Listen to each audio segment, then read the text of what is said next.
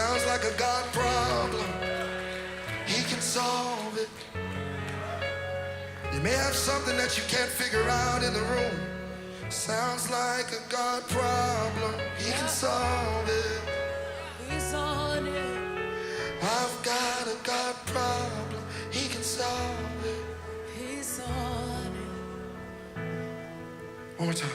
My fortress, my refuge, still a strong tower, still a strong tower. My helper, Defender, still a strong tower, still a strong tower. Someone let the people know Anything is possible. and no weapon will prosper. We're still a strong tower. One more time. Still a He strong is tower. my fortress, My my fortress, refuge, my refuge, still a strong tower, still a strong tower. my helper, My help, defender. defender, still a strong tower, still a strong tower.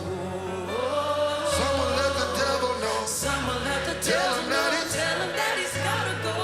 My weapon No weapon will prosper. still strong. It's not by power. Come on, it's your last time singing. Come on, sing. But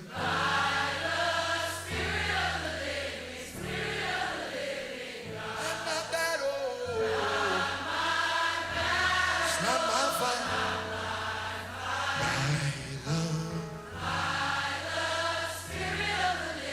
Spirit of the living God.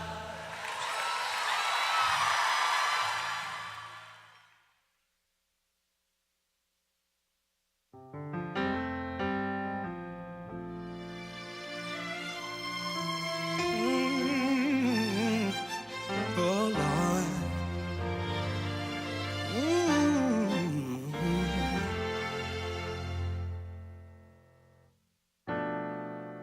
It's been quite a year, a test of my faith.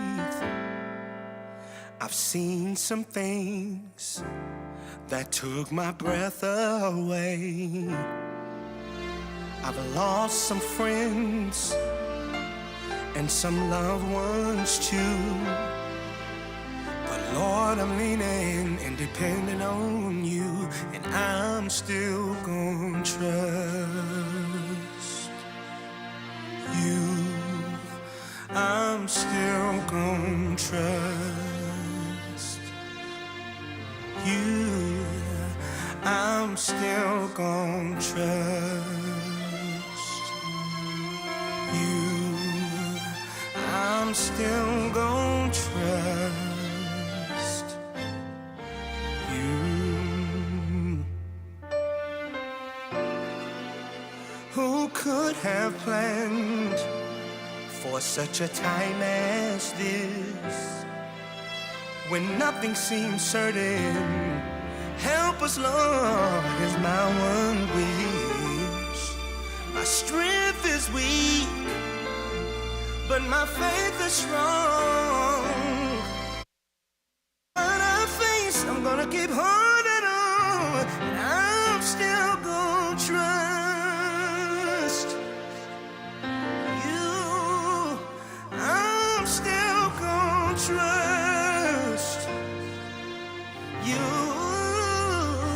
I'm still gonna trust you. I'm still gonna trust you. I have no choice but to trust you, my Lord, yeah. So I'm gonna do it. I'm still gonna trust. Thank you, Jesus. You, my Lord, I'm still gonna trust. Yes, Lord, you. I'm still gonna trust that when all has failed, I'm crying out, Jesus, you're my Savior. Jesus, I put my trust, I put it in you. Jesus, you're my healer.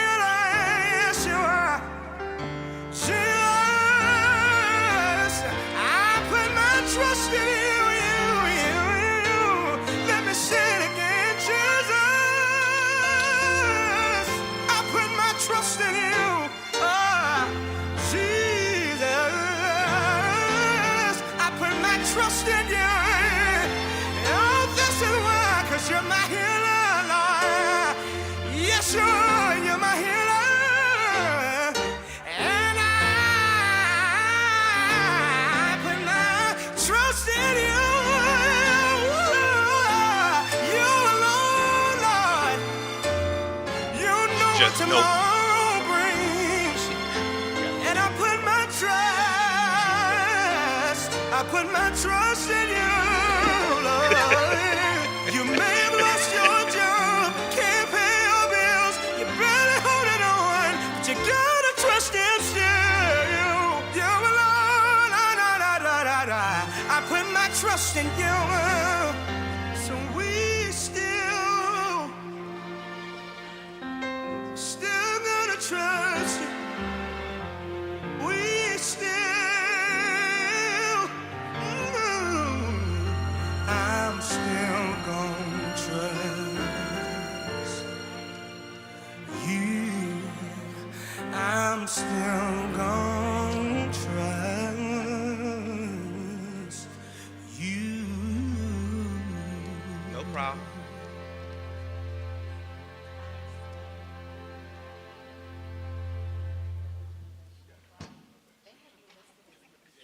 Walk with me, Jesus. Take me by my hand.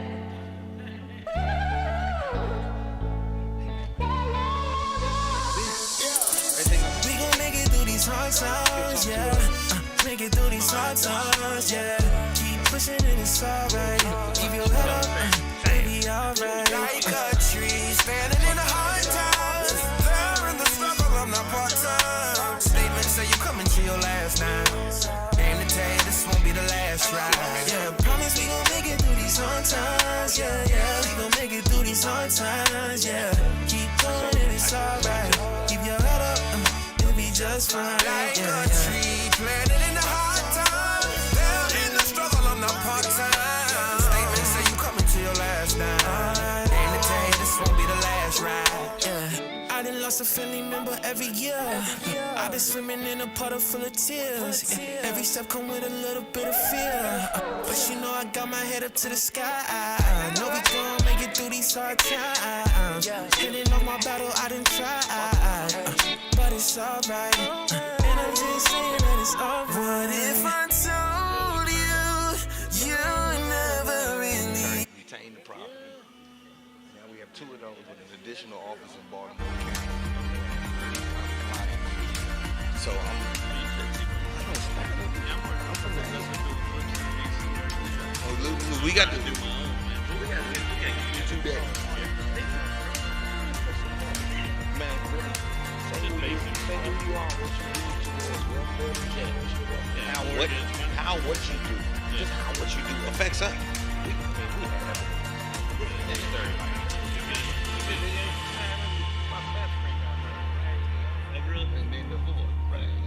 Cause guess what? Cause he win. Right. So this, you got this. You're good.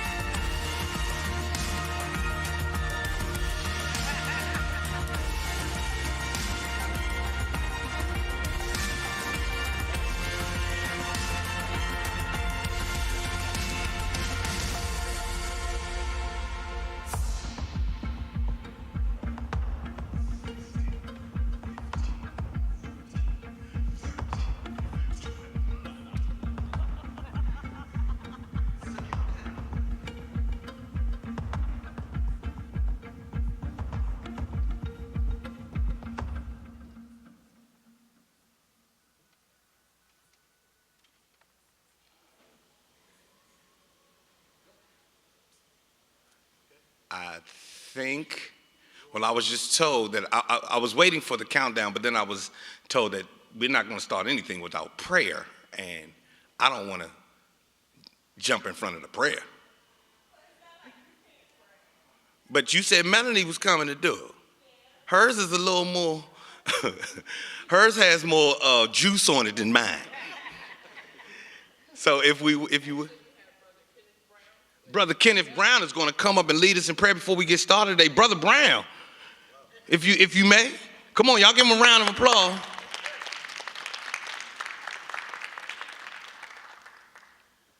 Good morning, everyone. First and foremost, I have to thank my Lord and Savior Jesus Christ just for giving us another day and for giving us the opportunity to enter his house once again. I bring you greetings first and foremost from our pastors, Reverend Dr. Granger and Reverend Dr. Joanne Browning, as well as the Ebenezer Church family. We welcome you. If we can look to the Lord. Once again, Heavenly Father, we come to you. Thank you, dear Lord, for another day. We thank you for the opportunities, dear Lord, that you continue to bestow upon us. We ask, Lord, that you just give us power and enlightenment as we move forward in these various sessions. We thank you, dear Lord, for the Black realtors of Prince George's County, dear Lord, thinking in that robbery to come and impart just a little knowledge, dear Lord, so that we can all be better. We thank you, dear Lord, for our pastors. We ask, Lord, that you continue to bless and keep them. We thank you, dear Lord, for our community, dear Lord, so that we can continue to be empowered and continue to move onward and upward. We ask these things amongst others in Jesus Christ our Lord. Amen. Once again, just want to bring you greetings again on behalf of our pastors as well as the Ebenezer Church family. We just want to thank you for just thinking that robbery, just for Ebenezer being a host site along with our sister church, Reed Temple AME Church. We ask that we also just want to applaud you for sowing into yourselves as well, just continuing to better ourselves. You can never be too young or too old to try to become better stewards over our finances. So once again, we welcome you. Thank you. Thank you. Well, good morning, everybody. Afternoon, still morning. Good morning, everybody.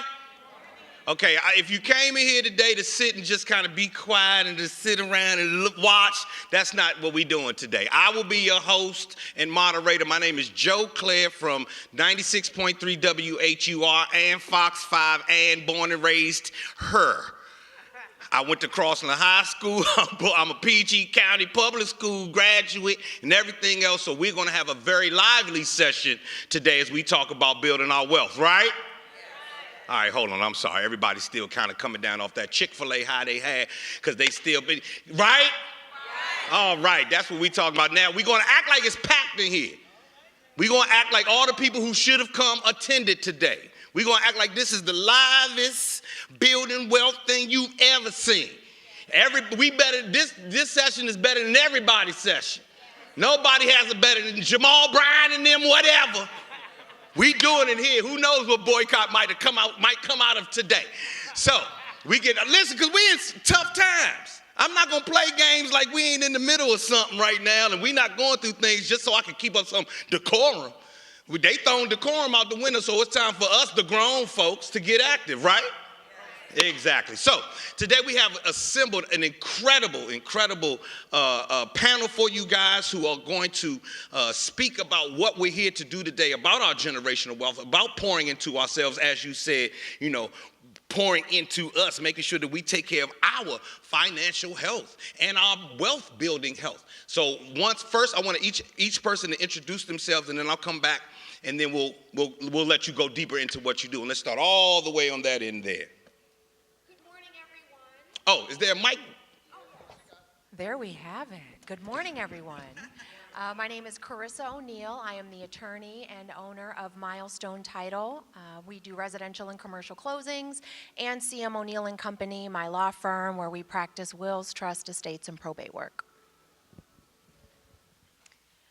Good morning, everyone. My name is Anelia Harris. I am a certified financial planner and owner of Harris & Harris Wealth Management. I am so glad to be here today, and I'm excited to share my knowledge with you. Yes, indeed. Good morning, everybody. My name is Hope Brown. I'm the owner and founder of Brown Business Solutions and the Tax Money Bookkeeper, where we help business owners understand their finances. We also help individuals and business owners with tax planning so you can keep more of your money in your pocket versus the IRS. All right. Good morning, everyone. My name is Lindsay Long. I'm a mental health therapist and creativity coach, and I will be sharing information about mental health, about how that ties into generational wellness and how we can, feed ourselves right. Yes. Good morning, everyone. My name is Patricia Rozier, and I'm the managing partner of the Rozier Law Firm. And I'm here today to help share my knowledge with you on real estate as well as estate planning, probate, and all the things that go between. Good morning. My name is Benita Coe, and I was asked to be here to talk about physical health. I'm an internal medicine physician. I'm in my 27th year of practice in internal medicine. I am the founder and CEO of Best Health for Your Life Consulting, LLC, where I do wellness, lifestyle management, chronic disease management consulting. I'm also an author. I just released a book, November 2024, called How to Help Your Doctor Help You, a guide for men and women to manage health proactively. Love it. Congratulations, by the way. Good morning. I'm Derek Smith. I'm the managing partner for DBD and Partners. We focus on real estate investing, land acquisition, buying whole properties, disposition of assets, and things like that. So I'm here just to talk about building wealth through real estate investing, fixing, flipping houses, buying hold, et cetera. So I'm excited to be here. Thank you. Good morning. My name is Mike Lett. I'm the Senior Loan Officer with U.S. Bank, one of the title sponsors here today. I want to thank all of you for coming out on this beautiful Saturday. Hopefully I can share some information with you all about how to finance your next home, talk about how to buy it, or even if you decide you want to build a home. We can even talk about construction loans. Thank you. Yes, indeed. Give it up for our esteemed panel this morning. And while we're at it, let's first of all, let's thank all of our sponsors, of course. Mike with U.S. Bank, Citibank. Come on, let's give the city and let's give them a round of applause. Fitzgerald Financial Group, Wells Fargo. I'm a Wells Fargo person. Anybody else a Wells Fargo? Integrity Title, Home Sale Plus. First National Bank, National Financial Literacy Campaign, A1 HVAC, Caring Transitions, ProTech Inspection Services, Interstate Moving, Meridian Bank, CMG Home Loans, First Heritage Mortgage, PRMI, DR Horton, and Panacea, as well as the Go-Go Business LLC. I see them all the way at the bottom. Y'all see the Congos at the bottom of the thing? Yeah, that's for even Go-Go. We even have Go-Go here today to talk about your financial literacy, because you can't do anything in D.C. without a little bit of Go-Go. So give it up for all of our sponsors this morning. Her face said, did he say something? Yes, the Go-Go is in here at Ebenezer. You didn't think you'd ever see that in your life. Well, here we go. So listen, I'm super excited to be here today with you guys. I don't know if you ever followed me on WHUR when I did mornings at WPGC or Fox 5.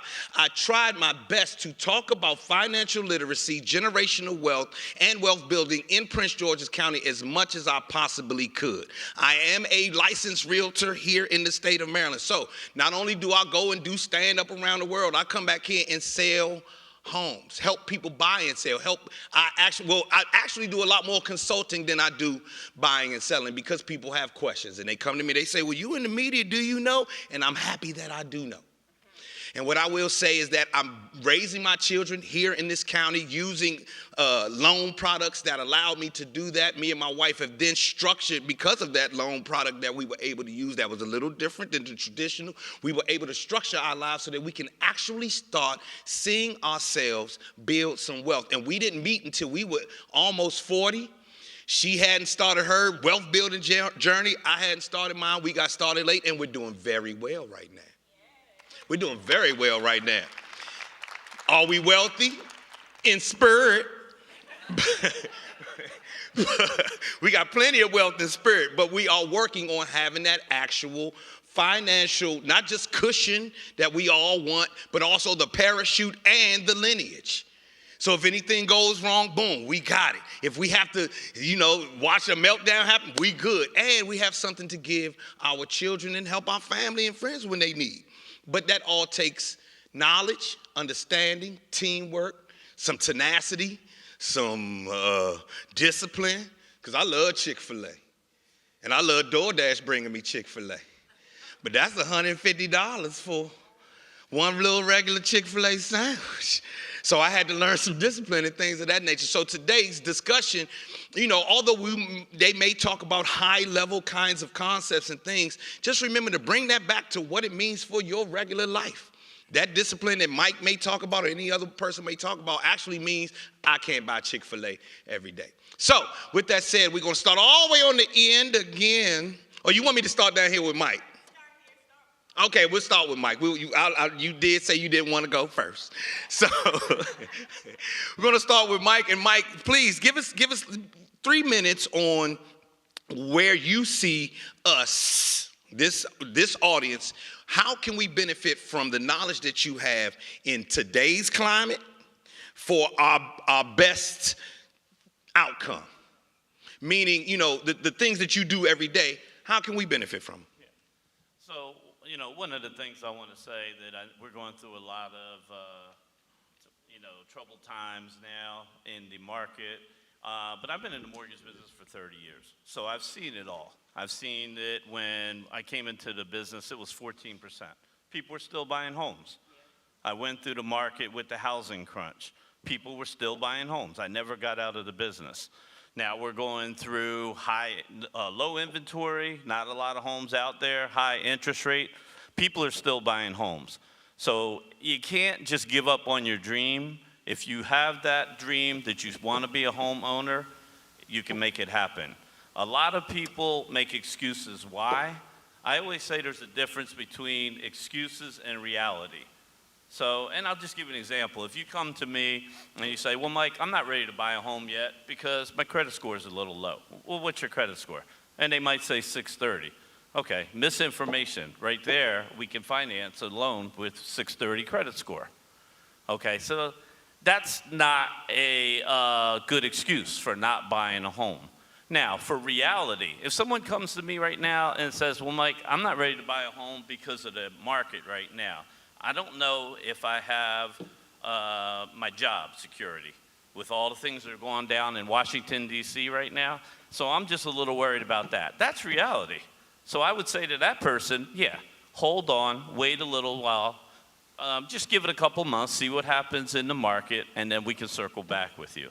But if you're interested in really buying a home, it's still the market to do it today. Thank you. That's real. But one more question, but I have a question for you, Mike, before we go further. Does Prince George's County have a unique need for what you do? Because we are this is a bedroom community. They built Prince George's County as bedroom community, meaning we have tons of housing, tons of subdivision after subdivision after subdivision, as opposed to other counties where you go, they have subdivision, then a lot of commerce, subdivision, a lot of commerce. And with that being said, a lot of us, most of us, our wealth is, our biggest piece of wealth is our home. Owning a home here in Prince George's County, for us, that's the biggest thing. A lot of us work for the government, work these good federal jobs, come home, bring our money home. We have this. Is there something special about us or something that we should be looking out for now that the government is laying off people? We are watching the market fluctuate, go up and down. We don't know what interest rates are going to do in the next couple of days, weeks, months. Is there anything unique that these people need to know this morning? Well, you want to know that they're still building a lot of homes in Prince George County. There's a lot of good programs out there to help first-time home buyers. There's a lot of first-time home buyer programs. I'll be talking at a breakout session after this on the third floor. Please come up and talk to that. There's programs that give you money for down payment, for closing costs, where you can still make that dream come true. Got you. Everybody good? Everybody good? Okay, we're going to the next. You good brother. Yep. Again, I'm Derek Smith. I'm a Prince George's County guy. I've been here all my life. I went to Eleanor Roosevelt and I went to Maryland Eastern Shore for college. I graduated from college. I had $100,000 in school loans. I said, if I got a job that didn't pay me $100,000, I'm gonna be upside down for the rest of my life. And I saw a guy. He was on all the bus stops in Bowie. He was on all the grocery store carts in the Safeway in Bowie. And I called him, and he was in real estate. And I said, listen, I'm young. I'm hungry. I'm coachable, I'm teachable, can you pour into my life? And he invited me to his real estate office. At that moment, he paid for me to go to real estate school. He put me up under his wing. My first year working with this guy, I sold 40 houses in Prince George's County. I know that's right. I'm a firm believer every successful person in life has a coach. Most people trying to coach themselves in their lives, and therefore, we lived pretty mediocre and stagnant lives. And so I went on shortly thereafter. I opened up a RE/MAX franchise in Bowie, Maryland, and I was president of this beloved organization in 2009 for 3 years. And during that period of time, over the last 20 some odd years, selling houses, et cetera, I realized when I started to look at my clientele, a lot of my clients were investors. These people were being sold lots and houses that they were fixing and flipping, and I was facilitating those transactions. And then I said, you know what, I need to get into that space. You know, I'm working with sellers, helping them sell their house. I'm working with buyers, helping them buy homes. I need to do a fix and flip on my own. I borrowed $20,000 from two people, $10,000 from one family member, another $10,000 from a friend, and I did my first fix and flip property. I made $28,000. It wasn't a lot of money, but I gave them back an extra $2,000 on their 10. I gave them back 20% return on their money. And I made $6,000, which wasn't bad, but I said, oh, okay, cool. If I get better, I get wiser, I get smarter, I surround myself with the right group of people, understand the contractor space, go out, and as I roll by those homes and see people renovating houses with those signs in the yard, I would call them and say, hey, you mind if I can walk in this property and see what you're doing? People were letting me walk in the property. I was getting to know contractors, and next thing I know, I was going to events where roofers would be, flooring people would be, painters would be. And I started to really increase my Rolodex. You know, your net worth is tied to your network.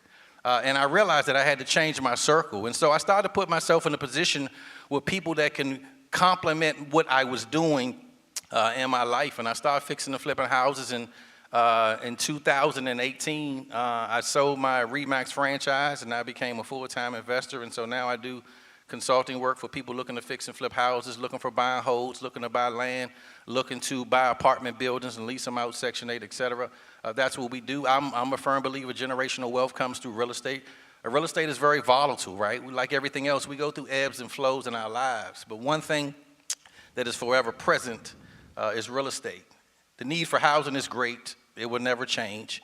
If you can put yourself in a position right now where you can acquire some real estate, you might need to liquidate some IRAs, 401ks, stock market is changing, and become part of the shift, because there's a lot of upside long term. You know, my boys will be 14 and 17 years old this year, and I take them out with me. We do site visits together. I help them to understand that, you know, for whatever reason you guys don't decide to go to college, you don't need a college degree to get a real estate license. And so if I could be your professor in this space, I'll do that. And so I'm excited that this industry has changed my life, and any way I can be a resource, I'm going to make myself available. Thank you, sir. Well, I have a question, though. I'm sure it's the same question everybody else has in here. How much you sell that RE/MAX for? I'm just kidding. Ask Melanie. How much you sell that brokerage for? Ask Melanie, because she bored. I'm just kidding. I'm just kidding. Thank you so much. I appreciate it. So I'm going to take a little different take on this as a physician.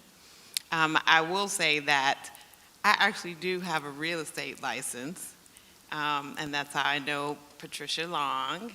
And I actually got a real estate license on the advice of my tax accountant, because I was supposed to be starting to buy investment property.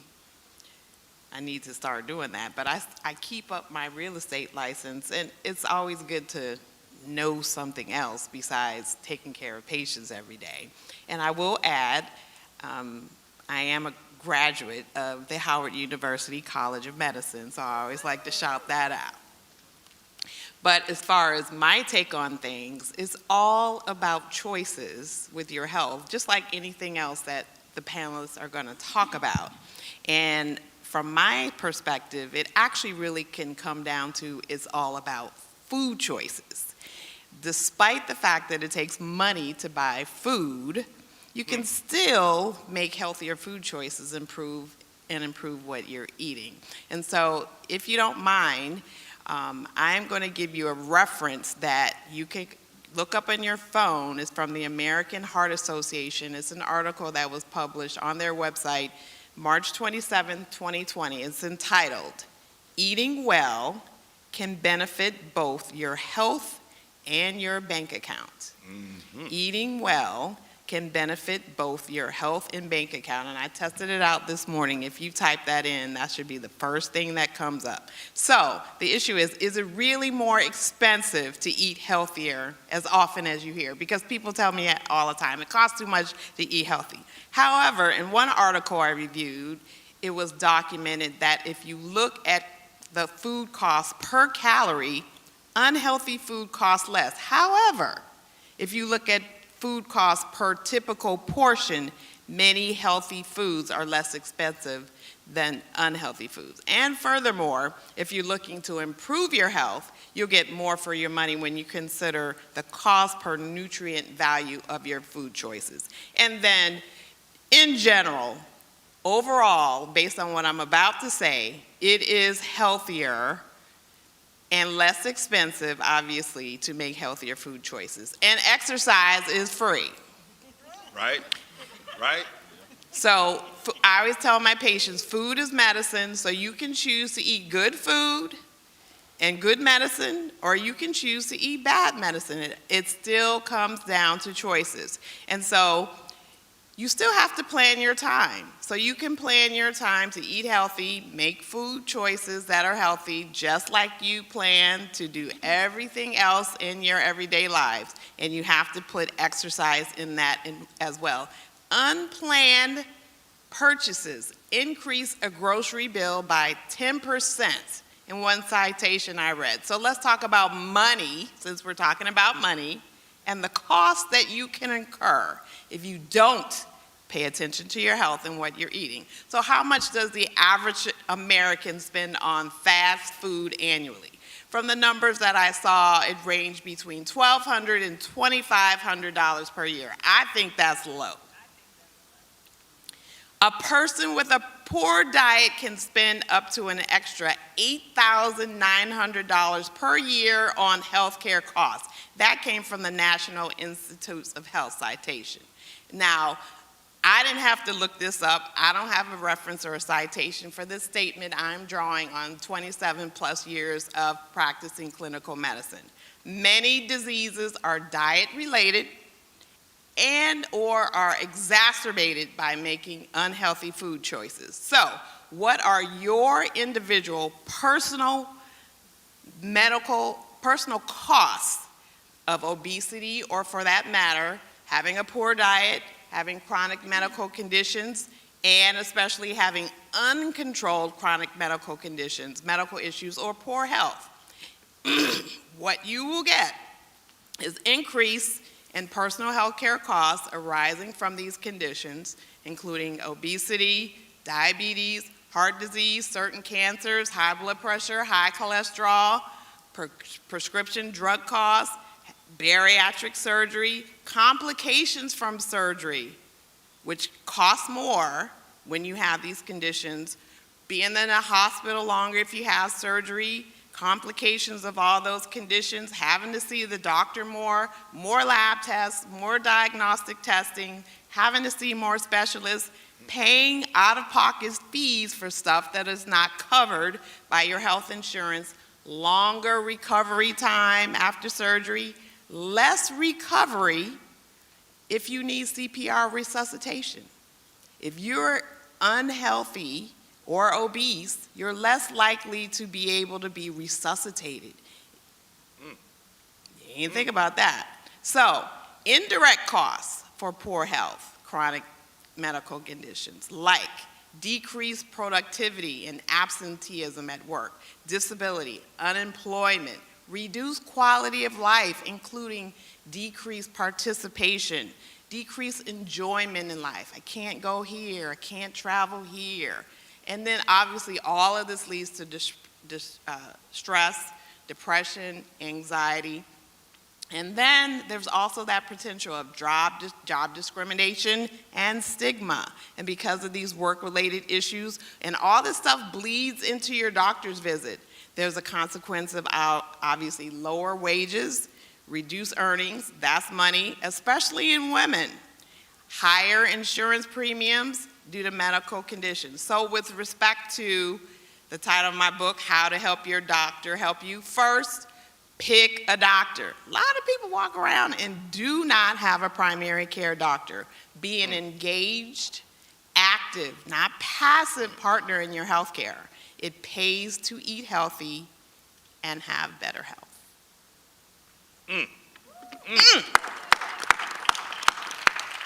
And before we go on to the next speaker, and these things are cumulative, meaning Yes, the sir. earlier that you start this, the more benefits you get throughout your life, correct? Yes. Okay, just checking. And the later you start, the shorter, the more you're going to have to pay. The later you start, the more you have to catch up, and I always put it as a ball rolling down the hill. The later you start, sometimes you cannot get in front of that ball. I can't get in front of it either. Oh, so you better start today, is what you're saying. Start today. Today. All right, well, I had Chick-fil-A this morning. This was the last time I'll have Chick-fil-A for a good while. I'm going to be honest with y'all. I had Chick-fil-A breakfast this morning. We was tired from yesterday, and we called DoorDash. I call Chick-fil-A crack filet. I know it's not good for me, but it sure is delicious. I don't know what they put in that Polynesian sauce, but geez. But we will move away from that as fast as we can. Can we go to our next speaker, please?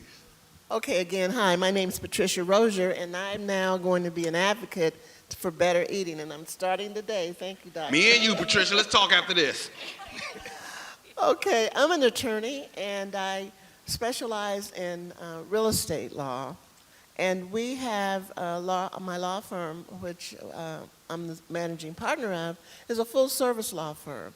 And so we have all kinds of cases, and one of our case types are personal injury, medical malpractice, any kind of tort case. And those cases sometimes give the client a large amount of money because of an injury. And so I found myself having to help my clients to find places to live or how to use their money, and better advise them, which caused me to get my real estate license. So I'm also a real estate broker. But as a real estate attorney, I help clients to determine the legality of the different things that they're entering into. You've already heard some things from our earlier speakers about investments and different things like that. Well, my job is to review the documents to make sure that what you're signing is what you're needing to sign. Oftentimes, people just sign things and, they're just told it's a standard document, just sign it. And I'm here to tell you, please don't do that, because once you sign things, it's really hard to get out of it. And it's like that rolling ball the doctor just talked about. Don't come to me after you've signed things and now you have a big problem, because it is going to cost you a lot of money.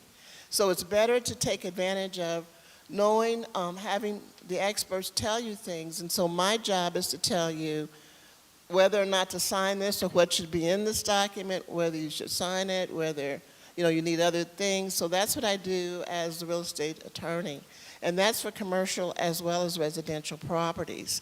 In addition to that, I'm also an estate planning attorney in the sense of helping people with their living documents, with things such as powers of attorney, conservatorships, guardianships, and of course, wills.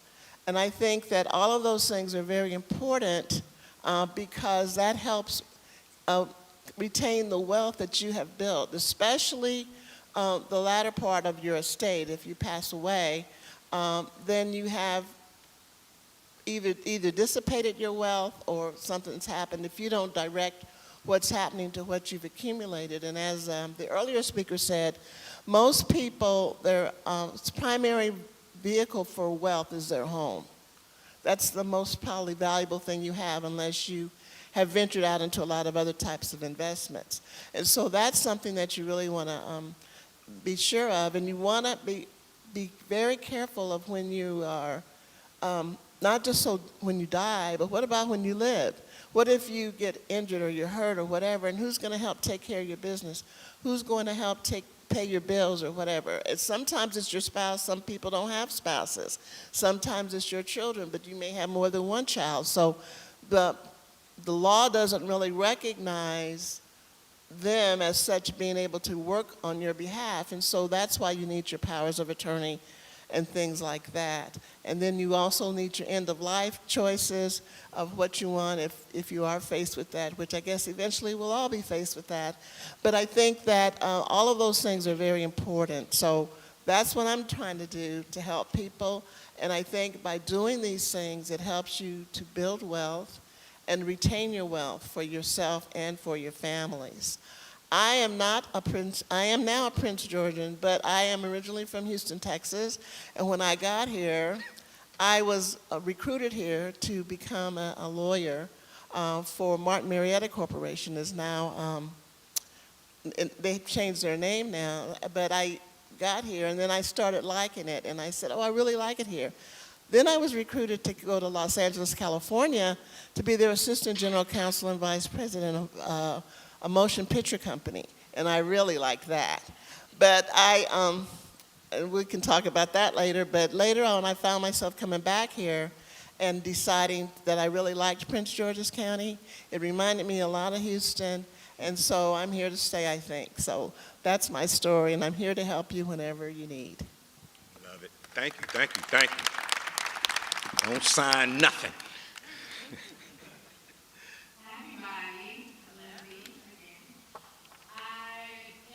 Halfway point with the panelists, so I want everybody to join me. I want to invite you all to let's just take a couple of deep breaths together for grounding. So find a comfortable, position in your seat, and we're going to do 3 deep breaths, inhaling through the nose and exhaling. You can go to active if you want to. You can, soften your gaze. So we're going to breathe in through the nose. And out through the mouth. Let's do that 2 more times, y'all. In. Breathe out through the mouth. Breathe in that exhale. Let's do that 1 more time. Breathe in. And breathe out. I hope everybody feels a little grounded, a little wellness. I am a mental health therapist and creativity coach. I'm based in New York City, but I'm from Prince George's County, a proud alumni of Suitland High School, although I left as soon as I could. Shout out to homie Joe Cleasy. So I'm very excited to be here. The way that I envision mental health tying into these generational wealth principles that we've been talking about is, you are your own foundation. We have our faith practices, we have our social circles, we have these things that mold us and develop us, but you are truly your own foundation. Something that was very illuminating hearing everyone speak so far is, the reminder that we have options. Derek mentioned that he made that phone call. He was like, listen, I'm hungry, I'm ready to work. That was an option. He could have chose any option, but he chose that option. Listening to Dr. Coe, talking about the options that we have. We have a myriad of options. We have a plethora of options, but it's really being able to choose what resonates and what's right for you. And so when you're thinking about how do I build generational wealth, think about what you have built within. Throughout the generations of your lineage, it can feel very intimidating talking about mental health. We don't talk about it in the same way that we may talk about financial health or even physical health because it feels less tangible, because it's just like, okay, I'll take the emotions out of it and I'll just rely on logic. When really, we're emotional beings, so we're always operating with emotions. So being able to have people that you trust and supports that you rely on, and really remembering what your options are, because you can make any choice, but knowing that inner voice that resonates with you, that helps you to pick what the right option is for yourself is so important and so paramount. And you can model that in your family. You can model that wherever you are and wherever your journey takes you. Finding a therapist can be really hard. I do have some little note cards that has some therapeutic resources as well as some grounding tools to start to think about, if you haven't already, that part of your journey, really being able to look within, finding ways to trust yourself, finding ways to hear the voice inside of you that belongs to you. A lot of us have, that critical voice. It's like, girl, you can't do that. Why are you doing that? And, it's really difficult to let go of that. So being able to listen to yourself, hear yourself, know that there are options for you to understand yourself and make the best financial moves, the best spiritual moves, the best whatever kind of moves that you want to make. A lot of what we do, all of us, couldn't happen without the proper support, and getting support for your mental health really ties into all of that. Boom, thank you. I want to first of all, give Lindsay a round of applause. I want to interject a story real quick if I can. So to that end, if what I was listening to sounded like pivoting, being able at least to know that you can pivot. I want to give everybody a story. My wife and I thought we were doing the most when we decided to go out and become house flippers. We were going to be house flippers. We were going to be the best house flipping couple the world had ever seen. And we flipped one and it went well. Then we decided to go on, but we had a consultant on that one. Well, then we went on, grabbed our next property, and we said we didn't need no consultant. I got a degree, she got a degree. We don't need no consultant. Well, our mental health suffered collectively to the point where the attorneys had to get involved because we were contemplating divorce. This house almost split the two of us apart. However, to your point, I have a degree in psychology. I am into counseling. I am into listening to others. So I decided to listen to that for a hot second because all we saw on house flipping was the money. We forgot about us. So I was like, hold on, we arguing and everything else. Let me relent a little bit and think about this. And I realized when I stopped to think, and I had a morning session by myself, just, stopping to think, I was like, oh, I cleared everything up. So where this house had us in debt, first of all, it was the worst flip ever. We were so far in debt. You're supposed to hold a flip for most 90 days at the most. Man, it was a year and a half we had this house. Yeah. We had this, and we didn't know what we were going to do. Then I go upstairs to my wife. I said, well, baby, check this out. What do you think about retaining the property and then using that property to help the community? Well, how are we going to help the community if we ain't got no money in the property? And I had to show up as her husband, say, well, baby, I have a degree in psychology, and there are lots of people who need, returning citizens need places to stay. People who are coming off of substance abuse need a place to stay. Women and children who are in a tight spot need places to stay. Let's go consult the state of Maryland and find out where the need is and so on and so forth. So we took that house that's in Baltimore, and it is now a substance abuse recovery facility that we own and operate daily. But here's the thing. It made the two of us, we had to start meditating and thinking together. That first meditation session was a little weird. My wife's not into namaste and all that other stuff and the candles and everything. She's from Baltimore. They don't play that. but I got her, don't laugh, sir. I brought her around to understanding what this may mean for our financial growth moving forward. We don't have to just think about the X's and the O's, the dots and the numbers. Let's think about the whole picture. Well, ladies and gentlemen, here we are a year and a half later.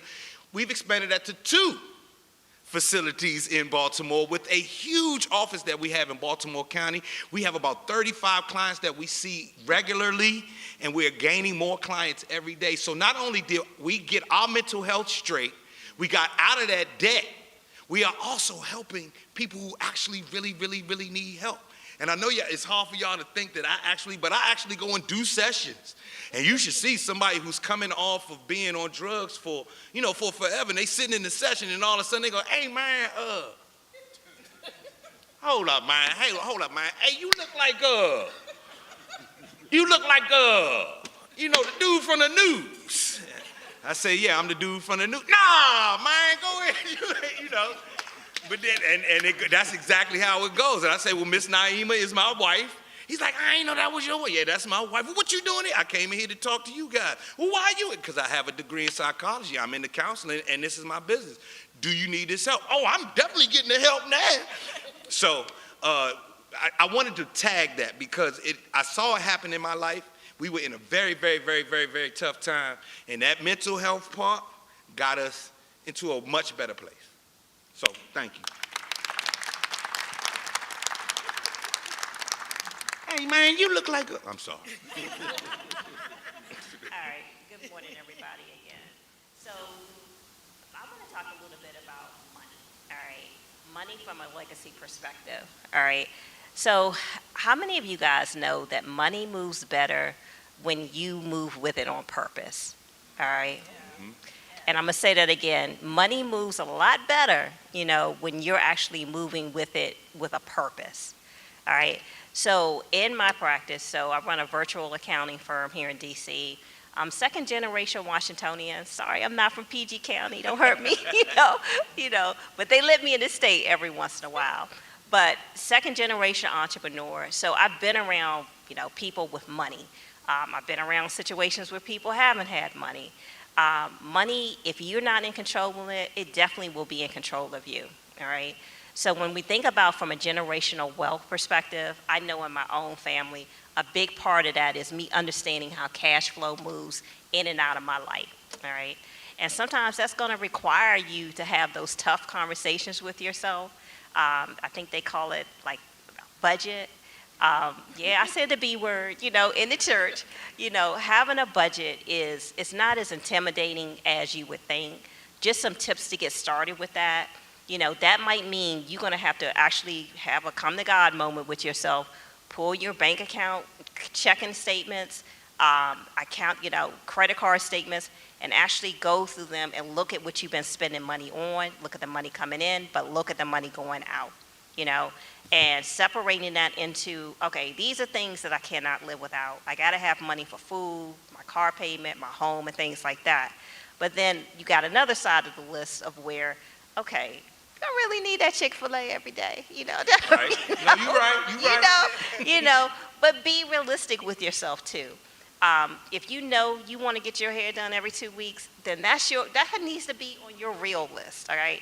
I'm not saying cut out all the fun things you do in your life. If you need to go get your car washed, detailed every week, if that's you, if that's part of your identity, then we got to work those into the required list. But the best part of this exercise is, number one, you're becoming aware how money is coming in your life, but also how it's going out. Another thing I would suggest is set goals for yourself when it comes to money. Yesterday I talked to one of our clients. I was so proud of her because she's growing and understanding how cash is flowing through her life and cash management. And she made the decision that by her birthday, she's going to pay off her car, all right? Now, that's what I'm saying. It's one thing as you're making those sacrifices, because I love Chick-fil-A too, y'all. I do. But when I have a purpose, like, okay, she's making those sacrifices and not doing those things she would normally do because she knows that by July, she's going to pay her car off, That's going to be more money. She's looking at the long term of how the vision she's trying to create for her life, all right? So those are some of the tips if you're just a regular person. But I'm told also there might be some business owners in the audience, so let me talk to you for a moment, all right? Again, money moves better when you move with purpose with your money. That rule applies whether you're working for yourself or not. But as a business owner, I just want to kind of bring something to your attention that surprisingly, I'm working with people all year as a bookkeeper with their money coming in and out in business or helping them with tax planning and strategy. But this country actually rewards you for being a business owner, all right? Yep. Like, think about it. A lot of people who don't run businesses, or even some people who I know who do run businesses, they're always coming like, what can I save on taxes? How can I lower my tax? Again, I repeat, this country rewards you for having a business. You're stimulating the economy, you're giving jobs, you're bringing goods and services. They reward you. You just have to think of it as a game of chess and learn how to play that board. A big part of playing that board right is understanding the tax law and how you can use it to your advantage. But I meet a lot of business owners who don't consider that. They're busy in their business operating and, they're barely making it to the tax appointment. But I would challenge you to, call your tax professional after the tax season and actually do some tax planning. And the way this looks is, as an employee, I go to my job, I give them some kind of service, and then, they take taxes out, and then I can spend whatever's left. But as a business owner, all right, what I can do is I can go and provide services to, my customers, but then I have expenses for my business that I have to work and operate, all right? I do that as a second phase. And if I'm smart and I'm doing that right, I'm planning my whole life around that business, and I am utilizing my travel, I'm utilizing my home, I'm utilizing my retirement, I'm utilizing all these other things in return for expenses that my business definitely needs, but I'm playing that tax law game, guys, and then what's left over I pay taxes on, all right? I would also challenge you in closing as a business owner, be thinking about what the end game is going to be. All right, we're in these businesses, operating them. I know I sacrifice a lot for my business, but I know very specifically when I'm going to be exiting my business. I have a 5-year exit plan. I'm either going to sell it. I would love to sell it to a young African-American woman so she doesn't have to, in the accounting field, so she's not having to build up everything that we're going through.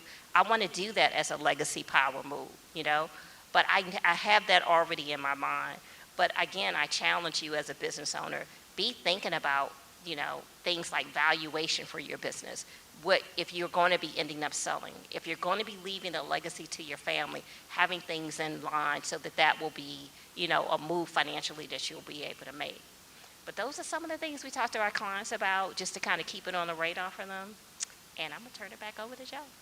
Oh, thank you. I love it. Some of those concepts you talked about, this is what I was thinking while you were talking. How much of this stuff that you were talking about can we find out info on YouTube? Yeah, so let me say this too. As business owners and just people in general, we do a lot of free training in the community. So yeah, YouTube is cool. Go check it out. But I would always say, make sure you got your own person too. So I can tell you all things, like sit here and talk about taxes like they're the best things since sliced bread. But it's nothing like having your own tax professional, your own accounting professional for your unique situation to figure it out. YouTube can tell you the same thing. It can give you ideas, but use those tools to plant seeds of like what the possibilities are, number one. And what I would say too is definitely connect with me, because we're in the community doing education, financial education for business owners, individuals, 1-2 times a week. It's the tax season. I'm sitting here with you guys. Right. I'm out in the community and we're sharing this information. But it's up to you guys to kind of latch onto that and take it to the next level. Yes, indeed. Come on, give her a round of applause, y'all. NAREB, y'all did this today. Y'all brought the real folks today. Next. Hi, everyone. I'm Zenelia Harris. I am a certified financial planner, as I stated earlier. The reason why I'm saying that again is because there are over 100,000 certified financial planners, and I represent 1% of them. Okay? And less than that if you add that I'm a woman, a black woman. As a certified financial planner, why that's key? So I'm not just an investment advisor. I deal with all aspects of your wealth. So that's looking at your insurance, talking to you about your estate plan, talking to you about your benefits on your job, talking to you about retirement planning, talking to you about legacy planning, talking to you about just all the key aspects of the moving parts of your wealth. I tell people that I become part of your personal board of directors. I'm one component of that. And I feel that I'm the quarterback, because then I connect you with the other people that you need to talk to, whether that's the estate attorney. Are you making plans to sit down and talk to your CPA to make sure that you're doing planning around your taxes, as opposed to waiting until it's close to April 15th and you're trying to figure it out? That's stressful actually to your tax preparer as well. I'm here to talk with you, with your estate attorney. So I'm actually here to help you with understanding your money and also how to handle it such that it leads you to the goals that you set. And each one of you have your own individual goals that you want to do in your life. A lot of times I spend time really getting people to identify what it is that they want to do. Because you know how you get into life and you just are moving and doing things, but are you in tune with what it is that you're supposed to be doing? The purpose that you have for your life. What is it that you want your money to do for you? Because money is the tool. And it is to function the way that you guide it to function, okay? Also, having someone like me on your team is to help you make better decisions. I'm here to answer questions. I'm here to educate you. If you're working with someone and you're not educated about your money, then you may want to question who you're working with. If you've noticed this week, it has been very chaotic, very volatile. Some of the things that have, come across the news have been, Friday, not this past Friday, but the Friday before, the Dow was down 2,200 points. You felt that, right? China retaliates because of the tariffs that the Americans have put into place. The Fed chair has said that the economy will face a period of higher prices and weaker growth, right? The S&P is down 6%. All of that information can be quite overwhelming. Even for me, for someone who's in the industry, which is why I choose to read as opposed to watching this information on TV, because for some reason it's highlighted when the market is down. You don't hear anything when the market is up, okay? So that being said, I'm here also to help guide you through all of the feelings that you have when these things happen. The answer to how to deal with that is to focus on the things you can control. You can control, how you spend your money. You can control how cash flow comes in and out of your household. You get to control how you save for your future. You get to control how it's being invested.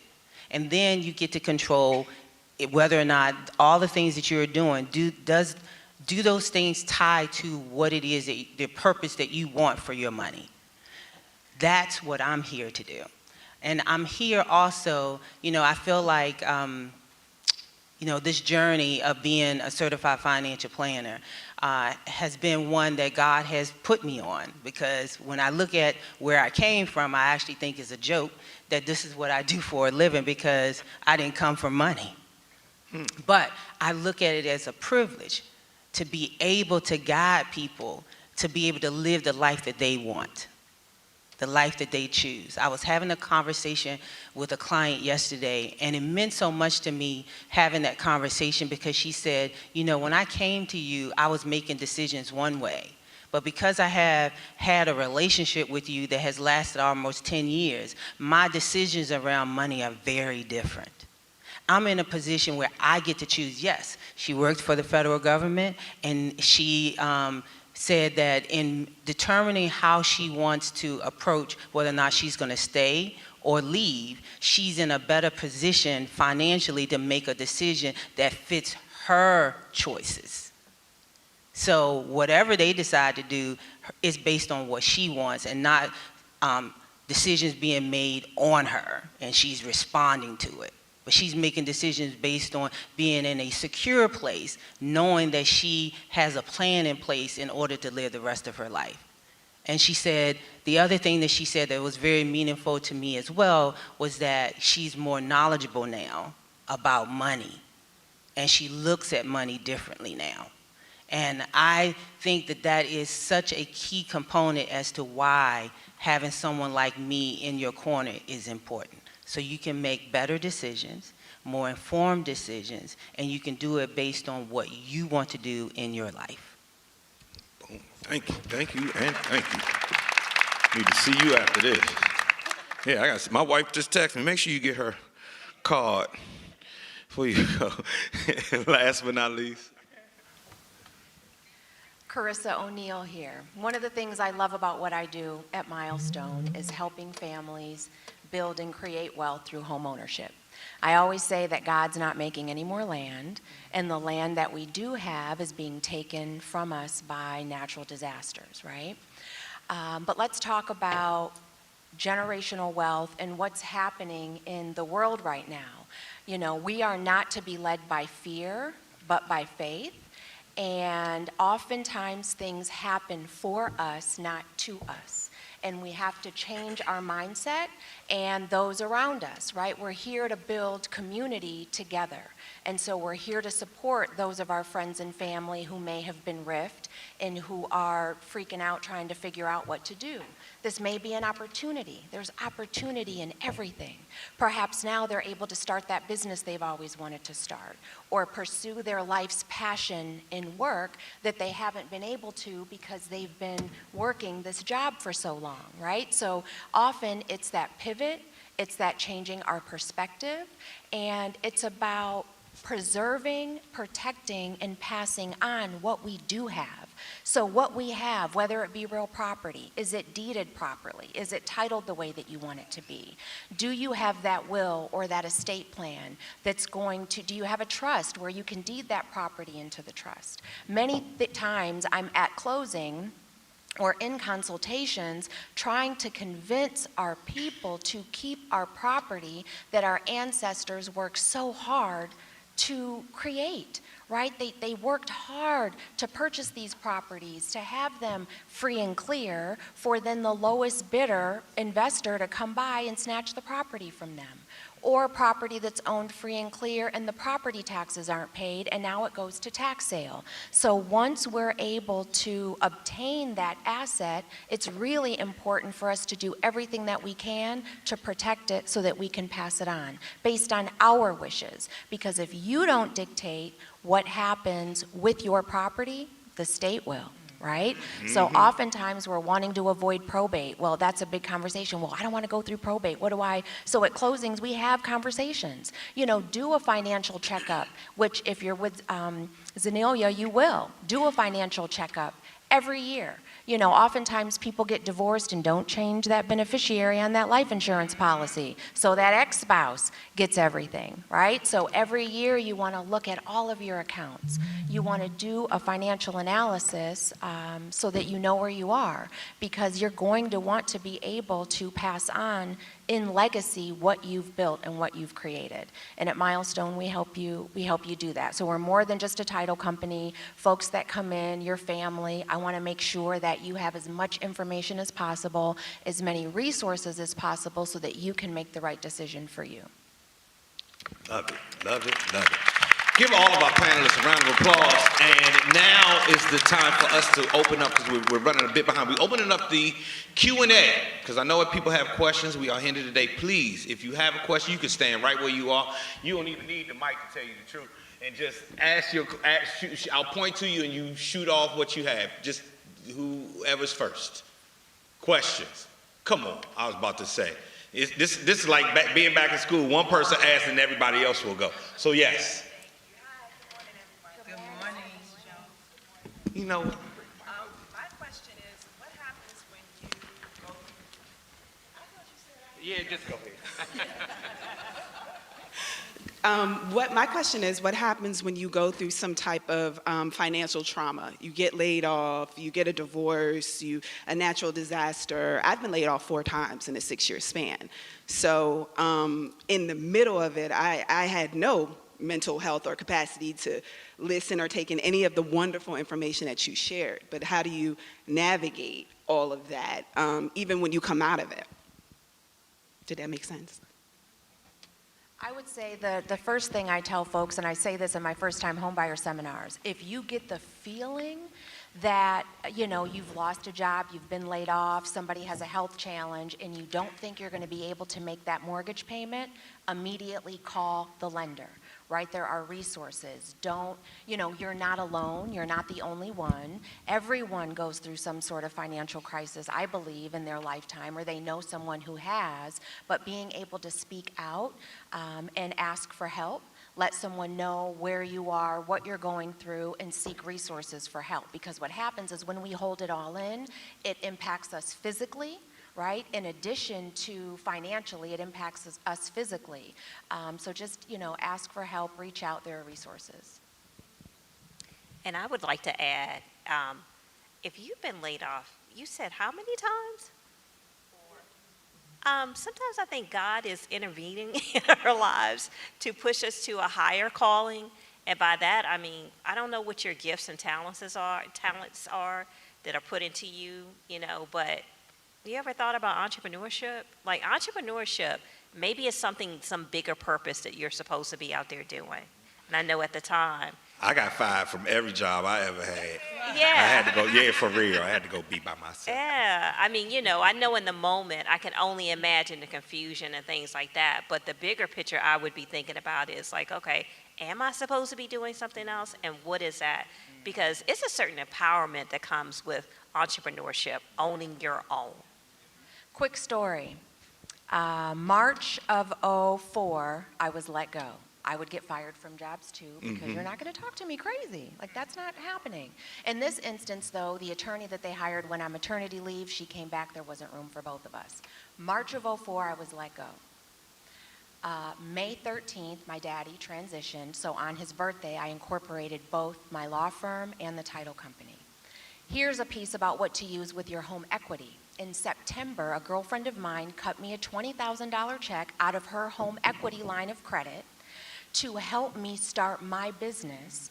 I paid her $60,000 in less than 1 year because every person I went to invest in my business wanted 50% of my business for their, or $1,000 per, or 1% interest per $1,000. Like they literally, and I said, I'm not giving away my business. So September, she cut me a check. December, we signed our lease. In February of 2005, a month less than a year from the date I was fired, Milestone Title and the law firm were up and running. It's been 20 years. So God, to your point, will push us out of our comfort zone so that we can then, and life begins at the end of your comfort zone. So, it's listening. There's a reason. Again, things are happening for you, not necessarily to you. So real. So real. Well, if I can, on the back of that, I was a social worker when I first got out of Morgan State University. I was the worst social worker they ever seen. I was horrible. I was horrible for them kids. Them kids, they were coming to see me and I was giving them the work. So they fired me. I got fired. They called me in the office, Mr. Joe, we're going to have to let you go. Now, I'm fresh out of college. I was living on Capitol Hill thinking I'm doing it and everything, and now I don't have no job. And now I got to tell everybody I don't have no job. Well, 2 days after that, I went to a comedy club competition. They were having a comedian competition. My friend said, you should go. I was like, man, I ain't going down no comedy competition. What you talking about? Well, I went. I won. The rest is history. I haven't had a job ever since then. You understand? It's like I got fired. And then I was like, I'm not going to be no comedian. That doesn't happen. But yes, it does. When you listen to him, though. Like, if I would listen to my own brain, nah, man. But luckily, I listened to him. And that's real. Now, any other questions? I want to add one thing to that. Oh, we all pouring in you today. Yeah, you getting it all today. That was a great comment about entrepreneurship. John MacArthur is a Christian author, and he had wrote an article one time, and someone asked a question, how do I know God's will for my life? And sometimes that's just not clear. Sometimes his will for your life is defined by the decision that you make and the activity and the steps that you make to push towards finding your identity. The other part of that article was, how do I know what I'm passionate about? And his response was, what is that thing that's the hardest for you to get distracted from? Is it cooking? Is it photography? Is it artistry? Is it fashion? Who are you?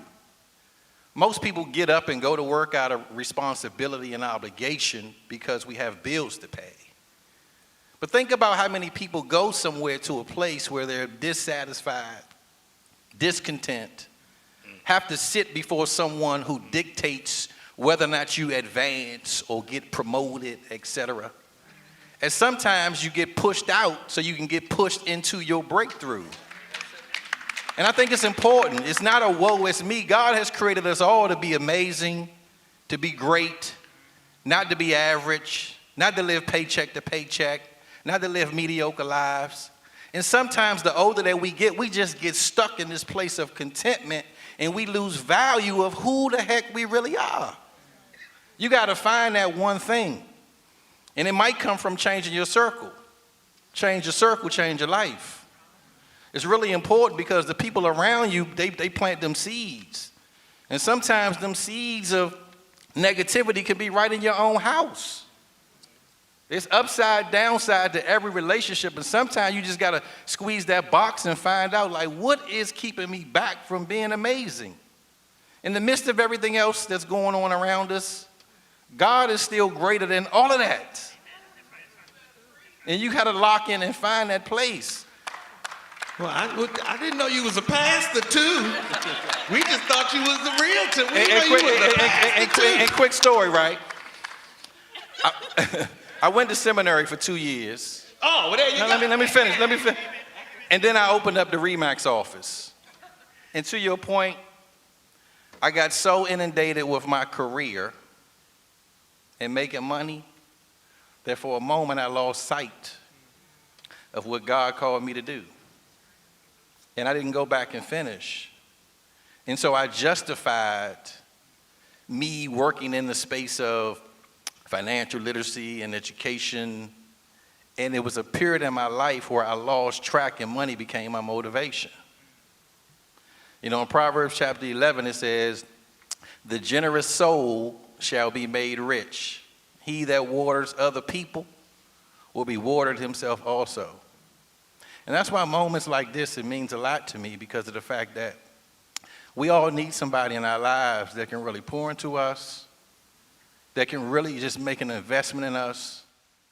And we wake up every day, and I know that I do. I pray that God will send me an angel today. Somebody that could be a blessing in my life, somebody I could be a blessing to. And as I walk up, whether I'm in Starbucks, whether I'm in Walmart, not in Chick-fil-A though, I'm looking for that moment of who is the angel of today.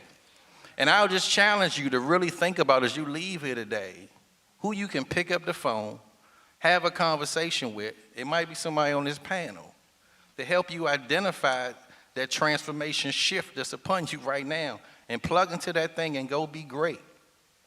And so I'm going to turn it back over to you before I ask y'all to close the door and send a little offering plate around. I'm just kidding. Yeah, I mean, the only thing we're missing is the keyboardist right now, right? I was waiting for the music. Any other questions? Because we're about to break into groups, but yes, let's get these questions out of the way. Good afternoon. I work in an industry where I see a lot of our people having bankruptcies on their reports. How is it, or how can we be more informed that filing for bankruptcy is not the answer? And what are the things that are available that they can kind of get out of that hole without thinking that filing bankruptcy is the only way? Can I speak to that? Because I have two different opinions on that. Sometimes in our lives, we're swimming upstream trying to fight, and there's no way out. Your debt accumulation is $30,000, $40,000, $50,000 in credit cards from bad decisions, lapses of judgments, bad relationships, etc. And you only make 50, 60 grand on your job. You're not in a career like real estate where you might be getting big bonuses where you can reconcile that debt obligation. Apart from a tax return, that's all you have. A lot of times people don't consider bankruptcy because they say it's going to mess my credit up. But the reality of it is your credit messed up anyway. And so sometimes you got to recognize it's okay to wipe everything out and start over. Think about this. Somebody got 50 grand worth of debt, make $100,000. They go try to buy a car. Somebody else make $100,000. They file bankruptcy, but they don't owe nobody. If I'm looking to give you money to buy a car, am I going to give it to the person that make 100 grand, that got 50 grand worth of debt? Or the person that make $100,000, they filed bankruptcy 3 years ago, 2 years ago, but have no debt. And sometimes we hold on to those things that cripple us. And so, and I'm not going to speak for my financial advisor, and I'll let them talk and chime in, but sometimes we hold on to these emotional attachments that's not the best situation for us. I'm not an attorney, but I do think in some cases there are upside advantages for filing a Chapter 7, starting over, wipe out all your stuff, and be okay with the fact I might gotta move, get another apartment, start out fresh, get my paycheck. Now I ain't gotta be paying all these minimum payments to all these credit cards, and now I can go and be great, and it's okay, be okay with that. It just depends on everybody's situation. And I know we got some financial advisors in here. I'll kind of let y'all chime in on thoughts of that. Can I just say something also? Just for you to think about this, who do you think they made the bankruptcy laws for? About that. Absolutely.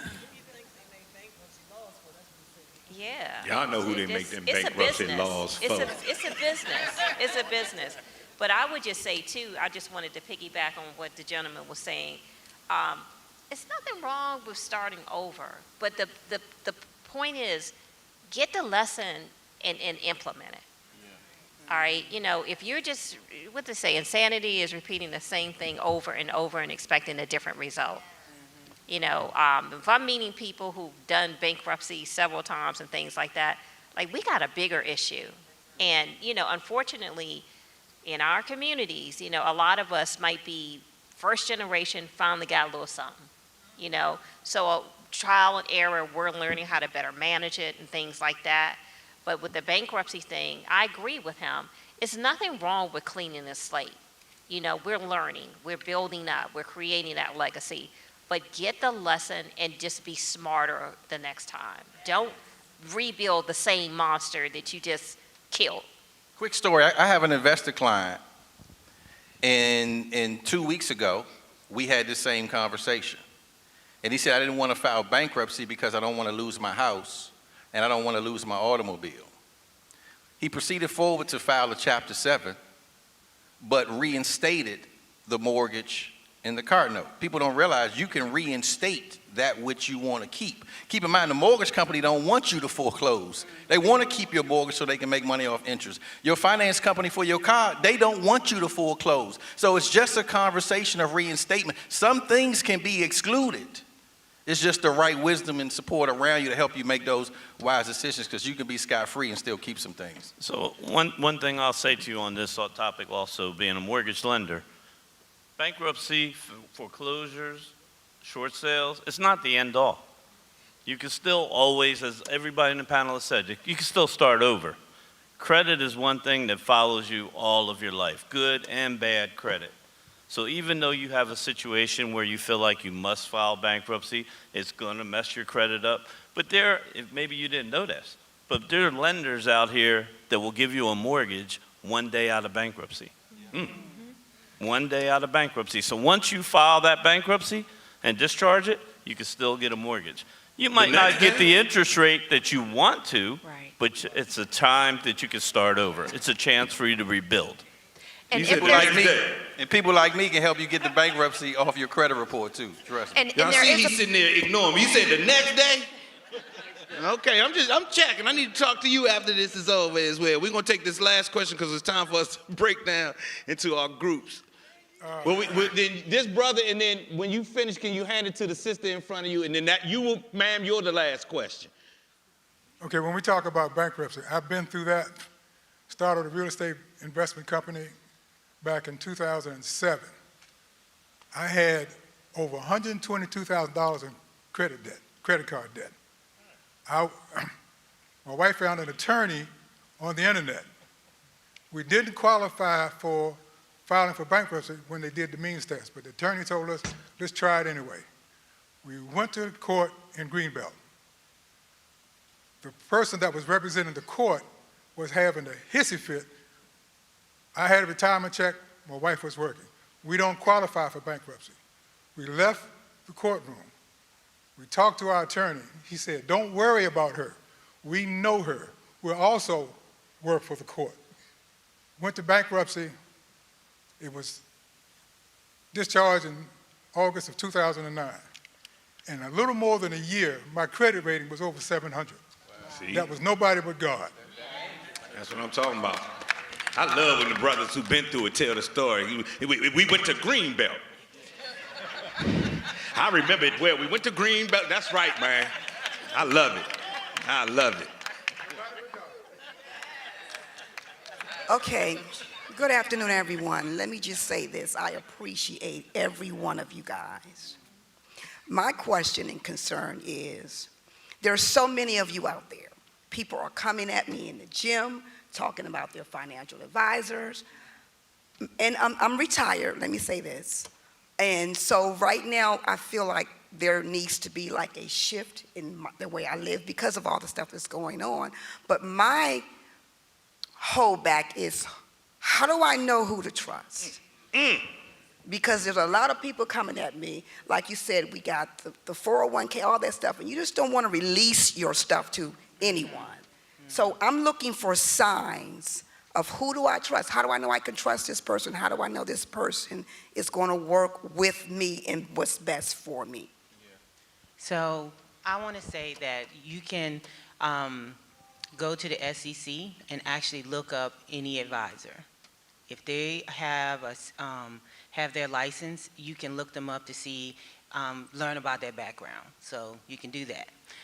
The other thing that I always tell people who talk to me, first of all, most people will spend time getting to know you. So they may have an exploratory meeting for you to share a little bit about your situation, and then you can ask them questions about how they work with clients. But I always tell people that listen to your gut. Your gut is telling you whether or not that person is the right person for you.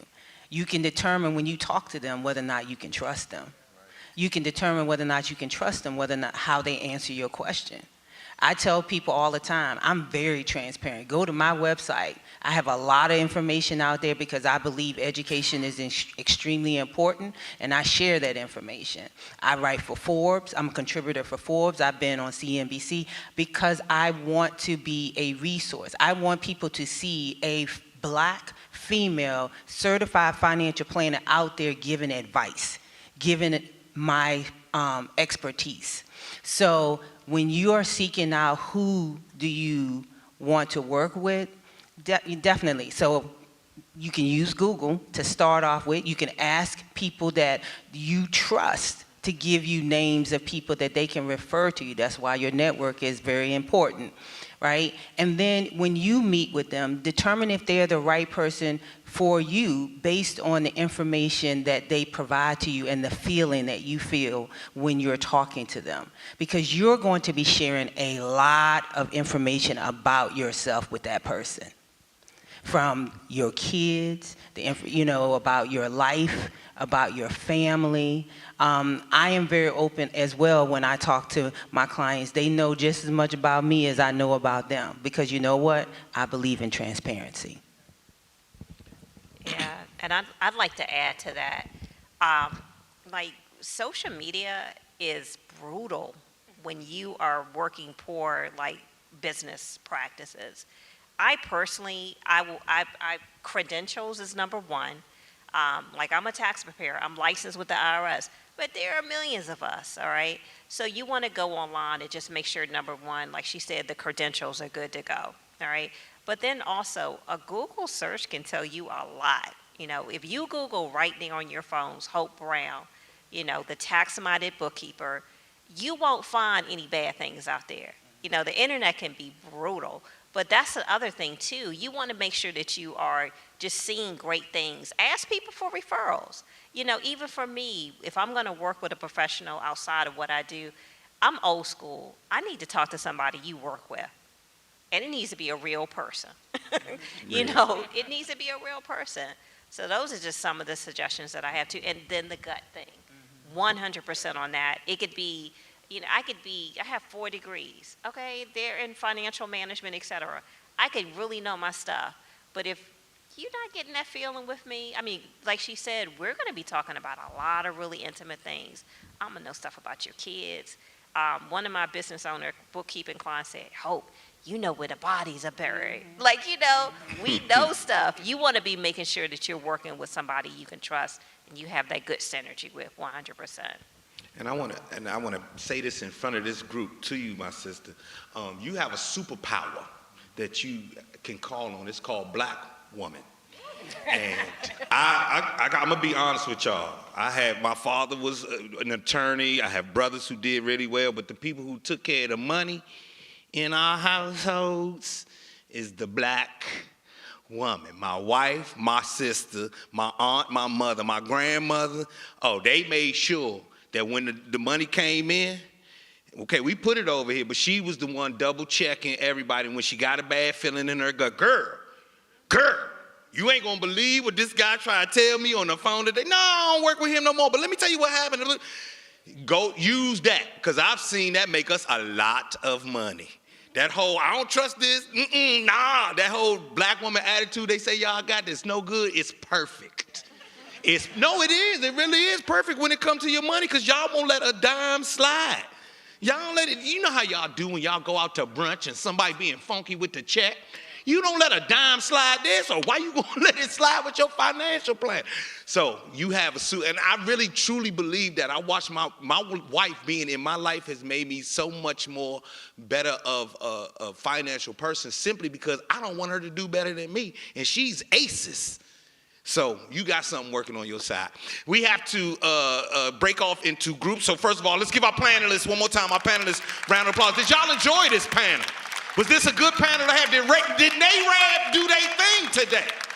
Come on up here and come on up, and we're going to break down into groups in just a second, but you have something you want to say. Yes.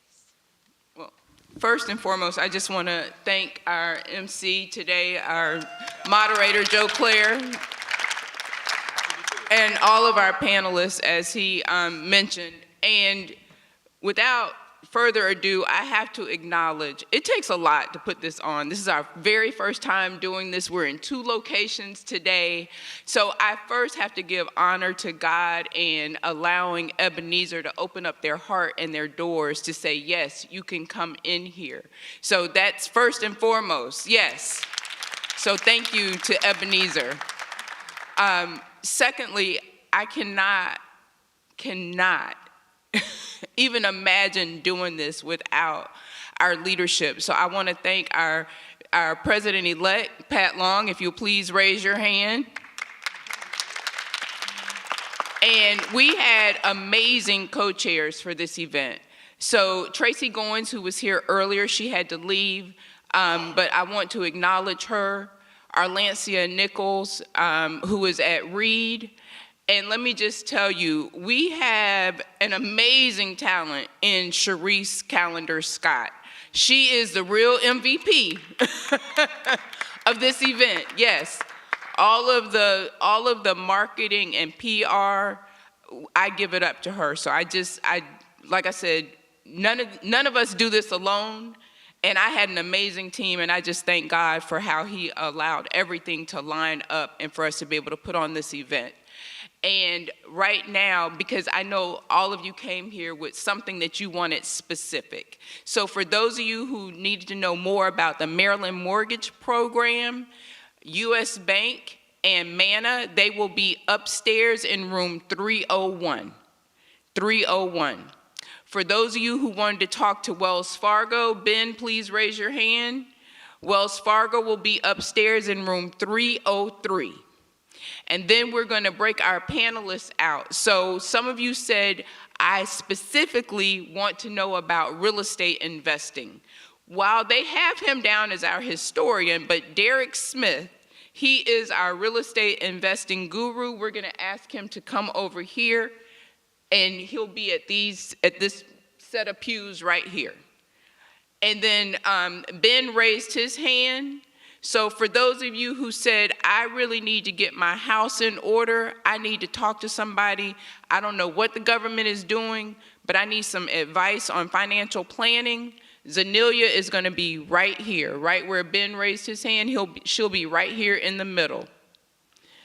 For those of you who said, hey, I really like that woosah moment, I'm gonna need some mental health. I'm gonna need to bring it down a little bit. Lindsay is gonna be all the way over, all the way at the last set of pews. And then right here, my sister with the headband, the sparkly headband. Raise your hand. Yep. Yep. For those of you who said, hey, I came here because I got Big Mama's house, and I don't know what to do with it. I've inherited some property, or I have some property and I don't know if I got it titled right. If it, I just don't know. We're gonna have Carissa right here. Okay? Okay. And is there anybody, because we do have some other panelists, but I was taking a pulse of people as you were coming in, and I believe I hit every key that somebody said that they were here for. If I missed it, we can certainly have, because we do have a tax expert here, we can certainly have her right here. Hope? Yep. We can have her right here.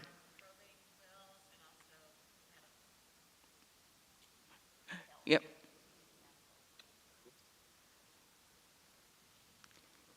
So, yes, ma'am.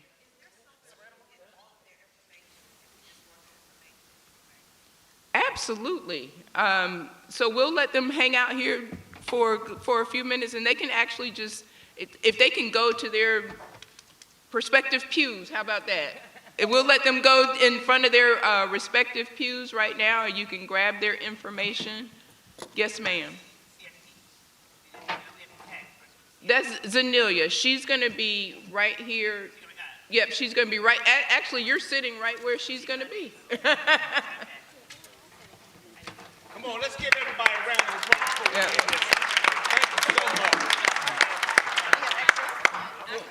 Thank you so much. Okay, thank